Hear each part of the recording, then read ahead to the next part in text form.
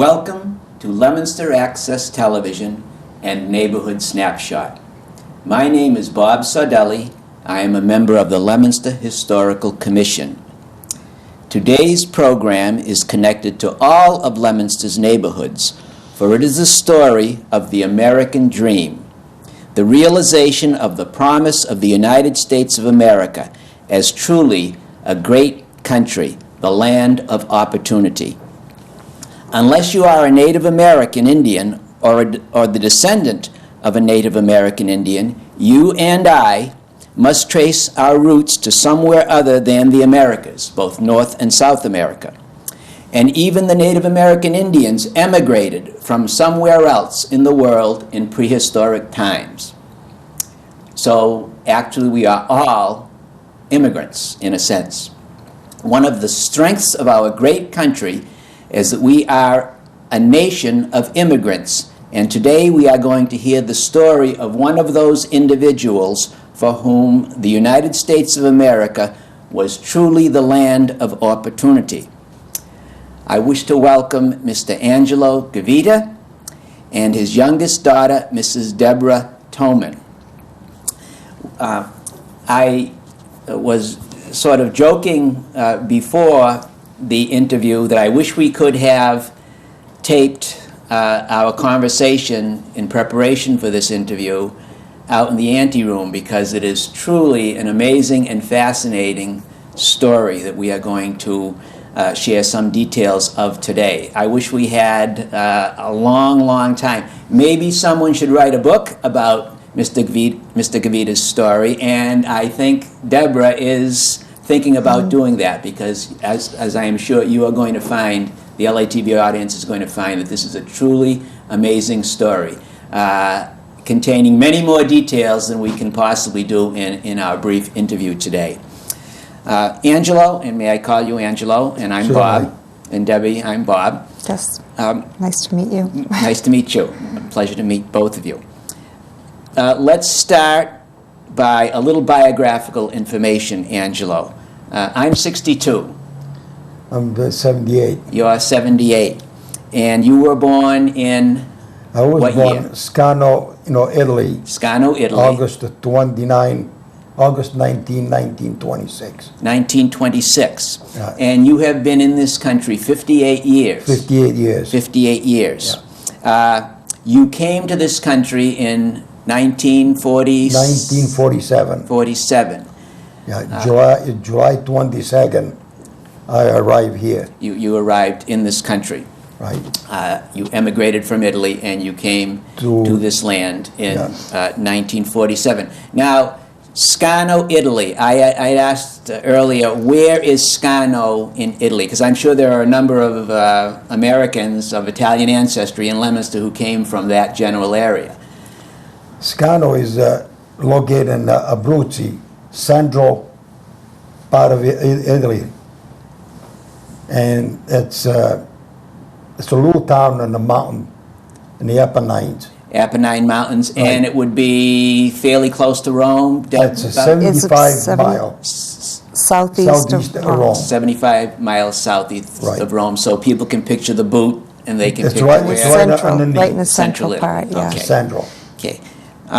Let's go back to your dad's history, okay, and tell us about that, because that's an integral part of the story. So, Angelo, and for the LATV audience, I want to do a minimum of talking, because what I have to say probably won't be found very interesting, but what Angelo has to say and what Debbie has to add is most fascinating. I found it very, very interesting. So if the LATV audience doesn't enjoy this program, I'm enjoying it, because it's a great story. Go ahead, Angelo. My father, he came in this country at the age of 13 years old. And he came to Clinton. Why did he come? Because there was no work there In Italy. in Italy. Italy. And, it's a land of an opportunity, he want to improve himself. He lost his mother at the age of 3. And he was raised by his father. And at the age of 13, he came in here. when he came here, he was one of my hand in Clinton. You know, sponsored. There was several my uncles, and they come over here. Now, he came according to the rules, right? He followed According the to the rules rules, of yes. immigration. And you know, Okay, and he went he through the was an process. immigrant, yeah. And you work in the Clinton the reservoir. Building When it, building it. constructing it. He was a water boy because he was too small to do anything else. You couldn't use the wheelbarrow was bigger than him. Ah, And, you know, you couldn't use the pick and shovel because it was too small. They made him a water boy and that was the construction of the Wachusett the Reservoir and the Wachusett Clinton Reservoir. Dam. Yes, and everything. right. Then from there, he worked on the, you know, on the railroad. They had the streetcars Right? from Fitchburg to Waltham, I believe. And he worked on the railroad. And in the meantime, he used to go to school at night To learn to learn English, English, which he did, and he spoke English very well.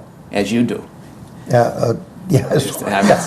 And, I wish I could speak Italian as well as you speak both Italian and English. Right. So- That Same was- here. I wish I can speak the language. that was very hard to, you know, to speak the language for him. And he continued on, but you know, he always was always look for an opportunity to learn. And he did very well. You learn. Then he went to school for music, and he learned very well in the music. Here in the United In the school, Well, in he the was United at States. night school. Or He was in the night school, always. Yeah. Evening classes, night school. Yeah, he used to Right. go, and so that, you know, then that, you know, he come back to Italy. He went back to He Italy. went back, and he stayed there for a short while, and he come back in here again. And this was in 1907, I believe. Right, that's correct. And then he went back over there in 1910 again, Back to back to Italy. Italy. Italy, yes. Then he come back in here, he worked for a little bit, and you work over here in Leominster. where did he work? What did he He do? worked, he was a construction, as a matter of fact, he worked in the city hall. Ah, They were the present building- city hall. They were building the city hall. Aha. And he, you know, he worked as a construction man. I think you, as a family member, should maybe get a tax break for Yeah, that. yeah, the next time probably. you go to pay Yeah, there you taxes, go. tell them that, and You they'll know, A smile little at it. plaque there or And something, pay your yeah. taxes with a smile, but also give us Yeah. some money, right? He built it. I mean, you know, the labor. And then, you know, then after that, you went back to Italy again. And there was him and John Bragani. They went back. And when they went there, they were calling the service. The Italian, And the Italian, the Italian army. This was pre-World War. Pre-World War One. Pre-World War One. Now, my father and John Bragani, they were American citizens. They had a choice to come back in here or to stay over there In Italy. and go to the Italian army. So they decided to stay in the Italian army because they got married, and the loved ones they knew before, and then after that, you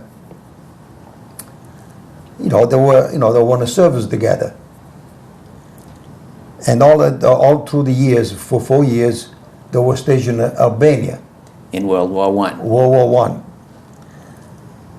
And then he come back in here again, in 1918. To the United States. He come back Yes. to the United States. When he did come back over here on the ship, excuse me, he bumped into John Bragani, His friend. his friend. Excuse me. You know, unknown to them, they were on the same outfit in Albania during the war. The war. World War One. They never met there. But they hadn't. They never met there. But they were together only a street away. Wow. That's really During interesting, those isn't it? during all those Yeah, years of the way the war. there was, the story, Yeah. You know, because John Bragani told me that when I came in here. Ah, And, but it was okay. So they come back in here and I proceed on, in 1922, think you went back again over there. And my sister was born. 1918, my brother was born. He went back in 1926 over there. to That's what, to Italy. Italy. Then when I was born, and then he come back in here, Back to the United to States. the United States, and it was with this friend of his. He got a TB that time, His buddy got tuberculosis. tuberculosis, and the doctor said to go back to the native land. His buddy His buddy should go back to should go back to his the native native, land. Okay, to Italy. and he didn't have no strength to do anything, and he was very sick man. Your But friend- my your- father Your father's buddy, okay, stayed right on his side. was loyal to him and Yeah. Right. good friend. And he went back to Italy with him. Yeah, to Then my father, he came back in here, the United States. United What, States. what year was that, Dad? 1930. Okay. And how old were you at that time? I was just about 3, I was going to 4 years old. And you were over in Italy. I was in Italy.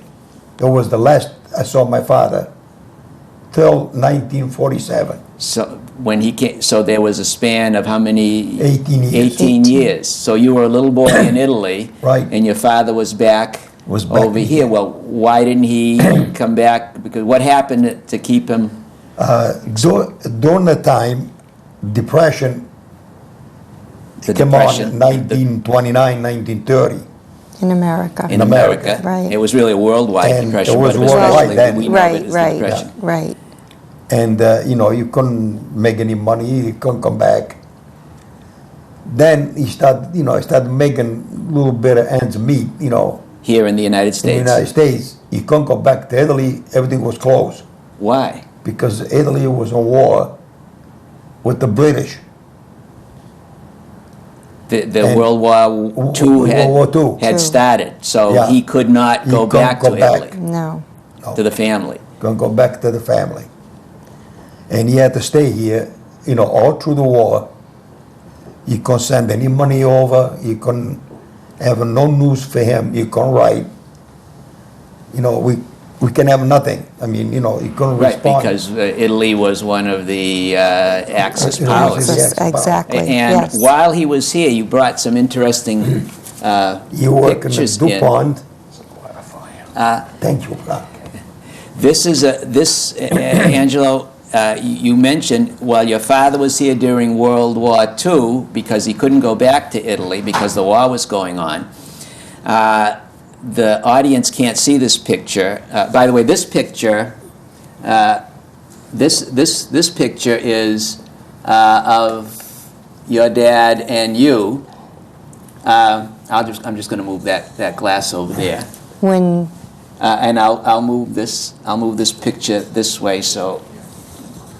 that's okay. in 1946. This the is in year. 1946, and this is Angelo and Angelo's dad, Pasquale Gavita. Pasquale Gavito. Yes. Gavita. Gavita.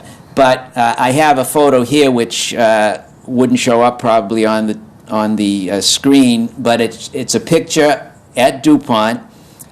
It's from the Leominster Daily Enterprise, and it's 2 Leominster men. One is Pasquale Gavita, 1944, and a man called Eddie, identified only as that. And I'm going to read the caption because it is of historical interest, and it shows Leominster's contribution to the war effort.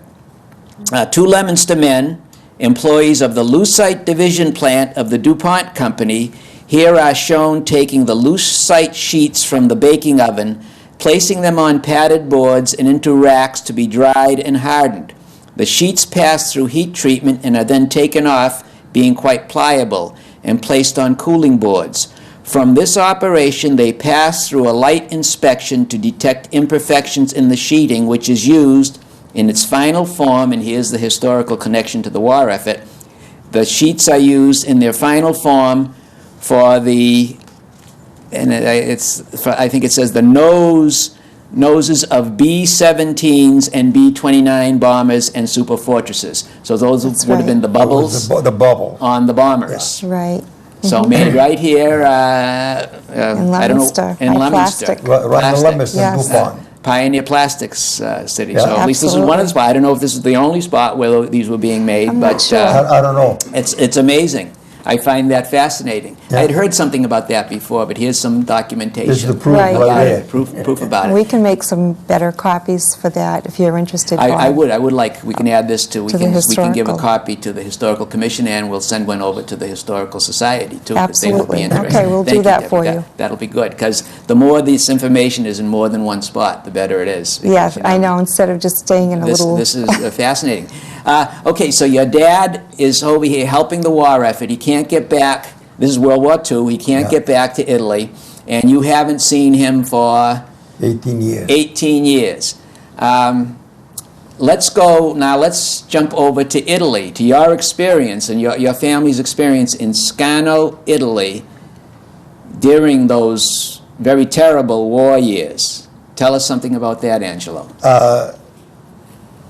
To the beginning, I was taking care of the the livestock, the sheeps, and I was they want to teach me a trade. I couldn't grasp it. I didn't like it.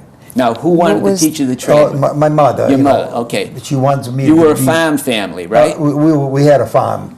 What was the trade that she wanted to teach? She wants me to take up like a shoemaker, stone cutter, the tailor. Yeah. I mean anything so you can be A tradesman. Trade. be a trade for, Right. a blacksmith like my Yeah. brother. Right. My brother, he was a blacksmith. I couldn't see him to stay close. You didn't want to do that. I was open. I'd rather stay with the sheep in the mountain. Right. Like and the outside. I enjoy that more than anything. Yeah, he's a very, very much a nature lover, and So that's you what he were actually a decided. shepherd. I was a That's shepherd. right. Yes. There you go. I don't meet And- very many shepherds. But I learned the trade, though. I learned the trade. I learned to be a butcher, a meat cutter. Yeah. Over in Italy, you learned. Over in Italy, I learned that Yeah. up there. Learning how to make the ricotta cheese and the Yeah. mozzarella cheese all right the- from the sheep. wow. Yeah, And I used yeah. to make, I was the youngest boy that was making the cheese. In the village of In the Scott. village, and and with this company with take care of the sheeps, they used to make a cheese ricotta, and that guy who was in charge, he taught me how to make the cheese. But there was an old man there. He was a shepherd, and that gentleman, he taught me everything. He not associated with no one. He was a very quiet man. But he had the most smart of him than anyone I ever known. A lot of wisdom. Lot of them. He knew everything. And he used to teach me everything. He used to like me for some reason. And I used to respect him. Like when we used to make the cheese, a lot of times I was trying to rush a little bit. And he come by just to slowly say, "No so fast," he goes. "Take it easy. Have nature take a course." And I always wondered what he meant. The age, young age, I couldn't understand all those things. Right. Kind of impatient. Yeah, right. But he make him understand. Yeah. What was the one thing you learned from Giuseppe, which means Joseph in Italian, Joseph. American? Everything. He taught me how to slaughter the sheep, and everything there. How to make the cheese, how to take care of the environment, everything. He taught me. And how old were you at I was at the age of 16. You were a years teenager. You were a teenager then. old. Yeah, I was 16 years old. Okay. And 15, 16. Yeah. I was young. Yeah. I was the youngest one to make the cheese, and everybody was wondering. But for some reason, with Giuseppe, coaching, I came to the best. Ah. Thanks to him. And then you're 16, and then now the war hasn't started. Then the German came.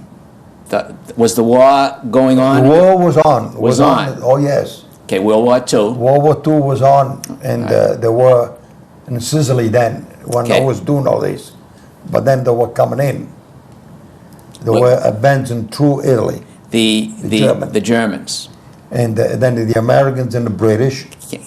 So the war is going full blast was now. going full blast. All right, tell us something about that, Angelo. 'Cause And there they was stopped in Monte Cassino. Monte Cassino, a very famous battle, and Very famous, monastery. yes, And they couldn't go through there.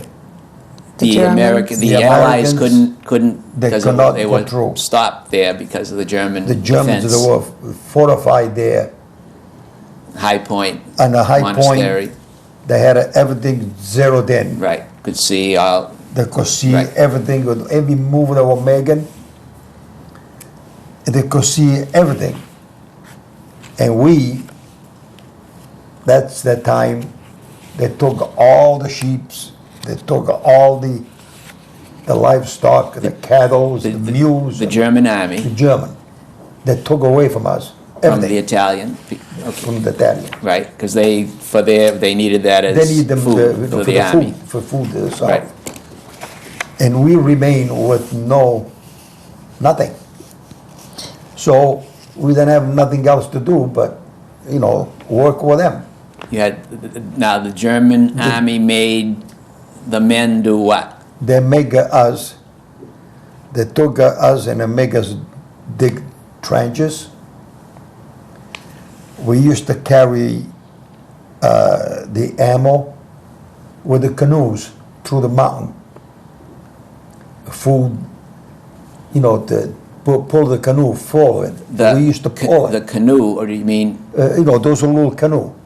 like Like a boat. Like a oh. Yeah, and on the snow. Oh, We because had to I pull see. it. Okay, it would slide on the snow They because this used was to during the slide. winter. Yeah, it was in the winter Okay, time. you'd load it up with stuff and you'd Yeah. have to haul it. Right. Now, what if someone said, "I don't want to do that"? You get shot. You'd get shot. It was forced. You get shot with no No questions question asked. asked. Excuse me, could I read a paragraph that you had once quoted to me? Yeah. It says, on the 36th parallel, the Germans wiped the whole town of Scano, taking all their food, animals, mules, sheep, etc., but especially their food, leaving them with nothing. I can remember the Germans, working for the Germans, digging holes for them, doing all the hard physical labor work with only one slice of dark bread in the morning and a slice of bread and a bowl of soup for dinner time with very little noodles. Actually, it consisted of beef broth. We were allowed no breaks. The Germans picked up their large vehicles at our homes, drove us to wherever they needed us, and we worked 16 hours a day. I can remember my uncle who would fix my shoes for me using woodland leather, which were so uncomfortable, but at least they kept my feet warm. The Germans spent a year and a half in our little town, and this was the beginning of our concentration camps. It was like a concentration camp, and it lasted for a year and a half. Yeah. This is what he went through. And he There. almost was shot by the Germans. You were almost shot by Oh, the yeah. Germans. Then because they find some papers In your house? in the house. In your house. Because they come over there, they smell everything. Well, how do these papers, because your dad Because had my been in dad America and always through the brings years, back something, and yeah. forth, yeah, and so the Germans came in, the soldiers, and, Right, and my father always brought a book, and he had a couple of passport, right? valid passports, and he put them over there, and Right, and he's in He just left America, him there. he's Now in he's America, here. but, Right. right, but you're over there with your family, and the Germans come in That's- into your house, and they find these That's things, exactly- and what happened? That's Tell us, right.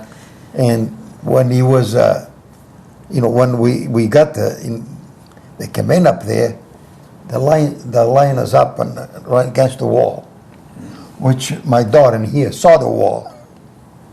still there, Yeah. yeah, When we went over there, Yeah. I told him yeah, where we were lined up. It was my mother, me, and my family. We were on gunpoint. And I look on them, and I had a little dog. And the dog, he left right between my feet. He jumped at the colonel. The colonel turned around, he took the gun, boom, right, blew his head off. I started to cry, one of the soldier there, one of the German, he grabbed me by arm and he just threw me back like a sack of potato. Didn't have no choice.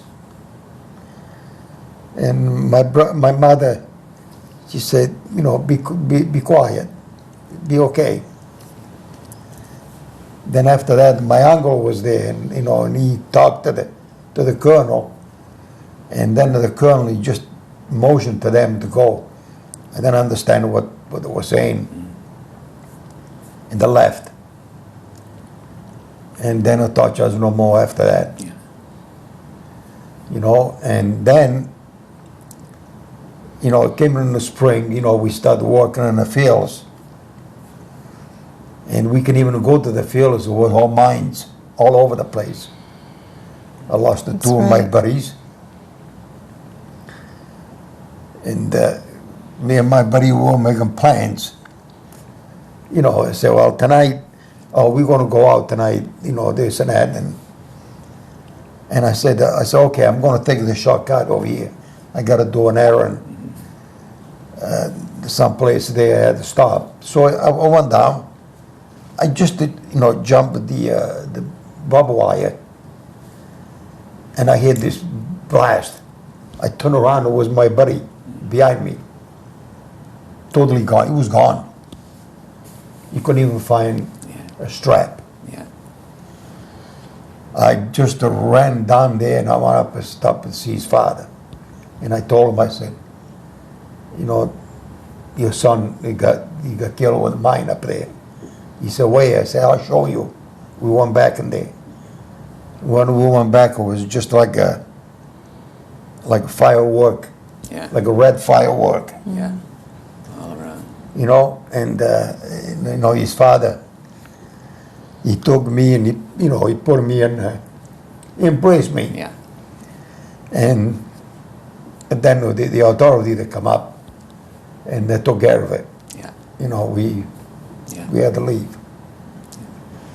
And that was my worst experience then. I can see why.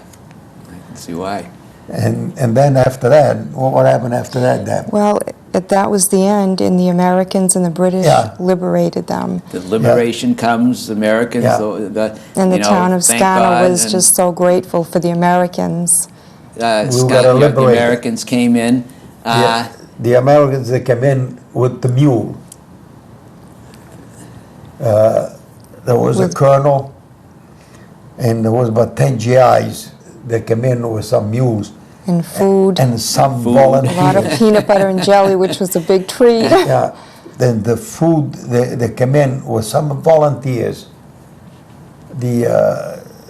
Like the people who run there, they got liberated before us. They volunteer, and they come over, distributed some food, which we were grateful. Oh, I can see why. And then they started, the colonels just said, now, got to give us a little time. We got to rebuild some bridges, which, they had the Army Corps of Engineers. U.S. They put Army Corps of Engineers. USS, Right. and they put the belly bridges. Yeah, the Bailey bridges, those. They put 'em that are on there. Pre-made bridges that, And then yeah, they started coming with the trucks. yeah. And every day there was 5, 6 trucks that come in, and we started to deliver it. Put the, distribute the Yeah. food. Yeah. And they give us just a little bit, I don't know, little privilege, because we were, our father was here. Yeah, yeah, they knew And he was. we told him. Yeah, And, he even, they sent a telegram, find out if he was alive. yeah, And he sent the telegram to here, and to say the family was liberated, ah. and everything is okay. So this Yes. is a good point too. So things are, the war is over in Italy. Yeah. That's right. Italy's devastated. Right, I mean, it's It's completely terrible wiped destruction, out, wiped yes. out. yeah, You and your father have contacted at least you know that.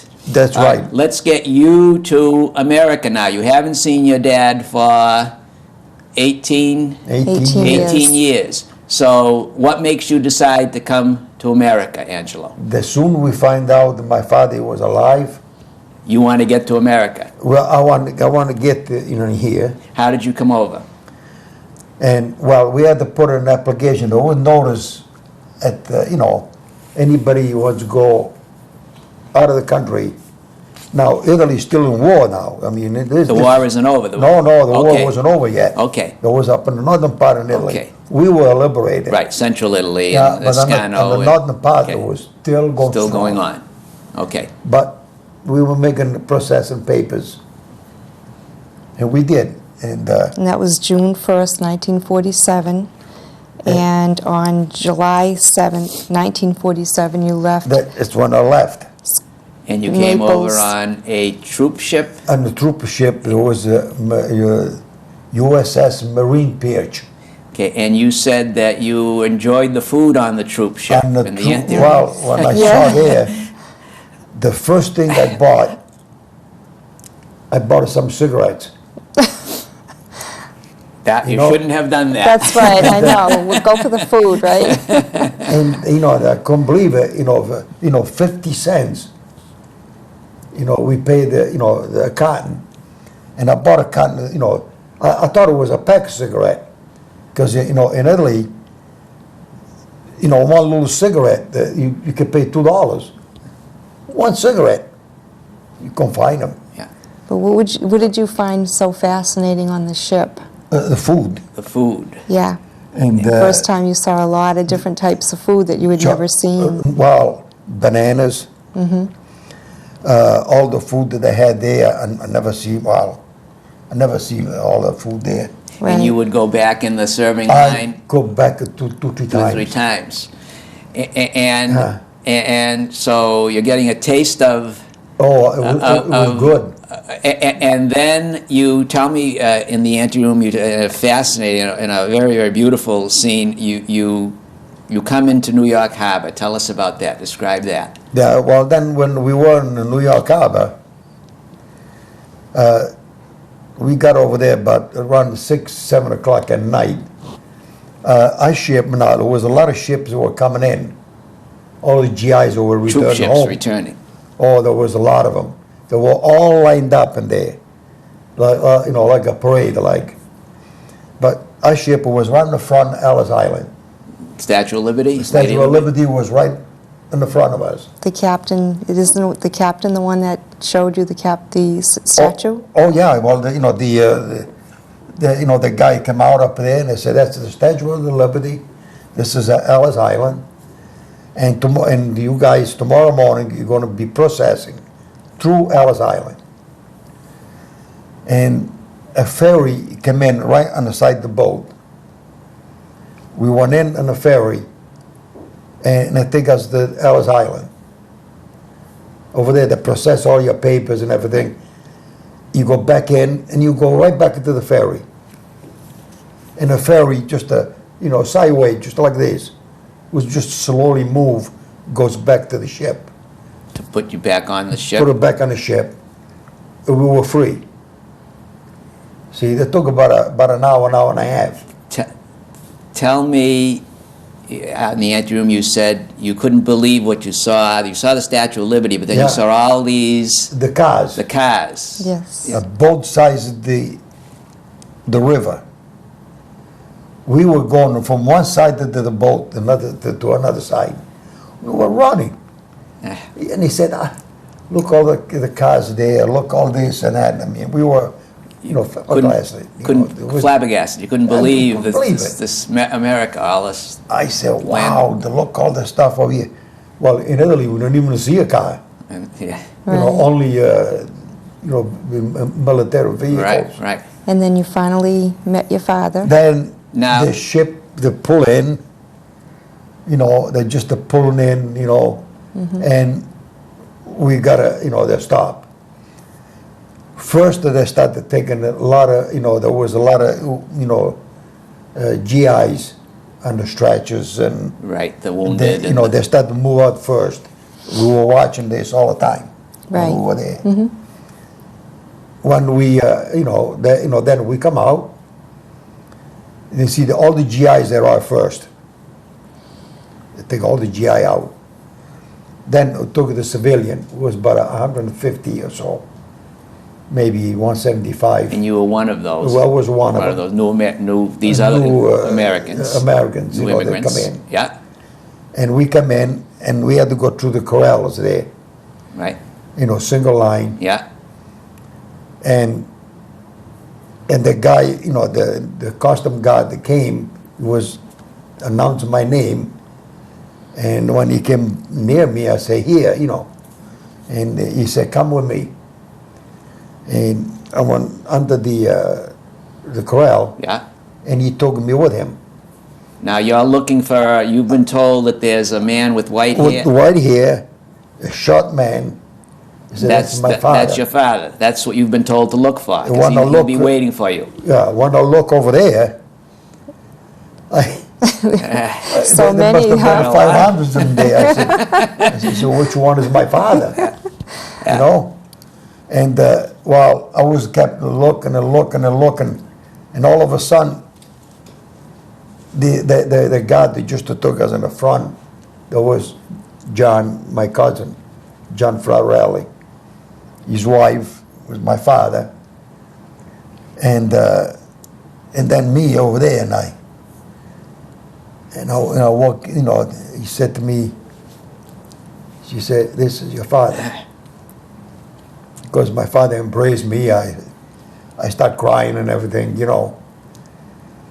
And when we did everything. Then another thing, John Farrelly, he offered me a cigarette. I kind of refused it. I mean, I don't want to take it. And my father just said, "Go ahead, son. Even the woman is smoking here. Say, go ahead." Yeah. Because I never smoked in front of my mother. That was good. I never did. How many of us do? But how many times I got caught to smoking in front of my mother? When we were in the farm.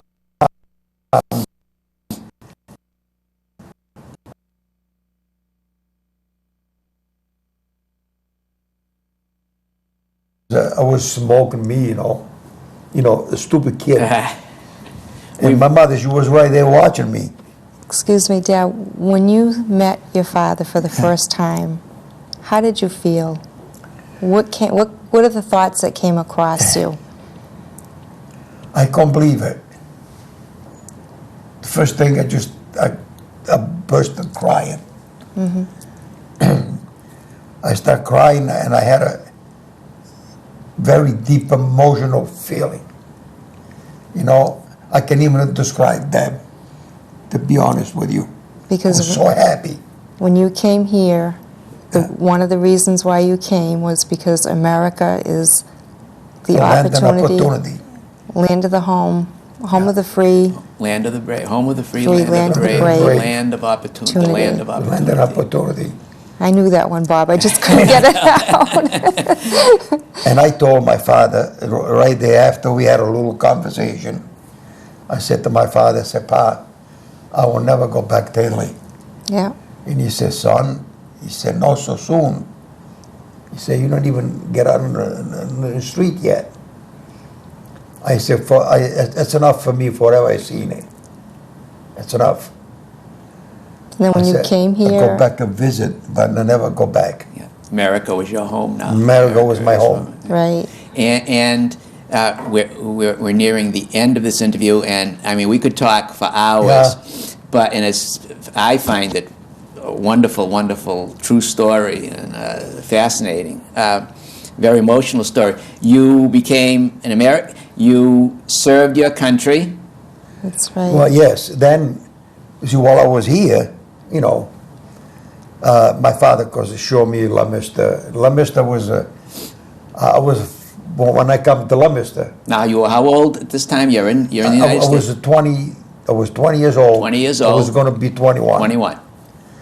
And this is And- 1947, 47. July 22nd. 22nd. when Right, you- and you could not speak a word of Couldn't English. speak a word of English? Nothing. Went to May Gallagher Junior High Night School Night school. to Yeah. learn English. Learn the language, which is so important. And my father, he showed me all the things around. And I remember every little store run in Leominster. And the first thing is he did the day he took me to Paul Amadeo At the shoe store. to buy Yeah. buy me a new, a pair of shoes, because I didn't have any. They belonged to my brother, the one I had. Yeah. So we bought a pair of shoes, and I put them on. Then we go in here, we go there, and All around the town. He showed me all the little things in the town. His father introduced him to a lot of the To a lot of those Leominster people. People in Leominster. Yeah, mhm. He introduced me, well, like just down the street, Paul Amadeo, the Gloria Chain, those people, he knew them all. He introduced me. Every store we stop, Yeah. he introduced me with all of them. This is Right. my son. This is my This son. is my son, this Wow. is my son. He was so proud of it. Yeah, And then, there was the Lovell buses. Lovell Bus Company. Yeah, we used to, take those buses. Yeah. And, he introduced me with some of the bus drivers. yeah. And that was very, well, like Whole new world. about 2-3 days, I knew Leominster. Yeah. I said, this is my home. This is your home, and you've made it your Leominster home. was my home. And it's your home, and you've raised your family, Oh, yes. your children. I and- say, I will never, for all the places I've been in the world, and you find nothing about like Leominster. and And how long have you been here, Dad? How long have you lived in Leominster? 58 years. 58 years. Yeah. And Yeah. this is, 58. and you've made a wonderful contribution. Look at your Oh, daughter absolutely. here, and Thank your, you. your family. My- and, Yeah. this is truly, wonderful. this is a perfect spot to end this. This is a beautiful story, and Thank you, so Bob. touching. And Thank you.